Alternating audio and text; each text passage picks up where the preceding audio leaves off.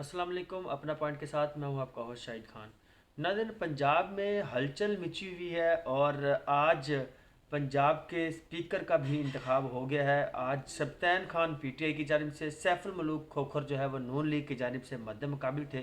तो आज 185 वोट जो हैं वो हासिल किए थे सब्तैन खान ने, और 179 वोट जो है वो हासिल किए थे नून लीग के सैफुल मलूक खोखर ने। और इस तरह से पंजाब ने वज़ीर आला के बाद पंजाब के स्पीकर असम्बली भी पीटीआई के हो गए हैं।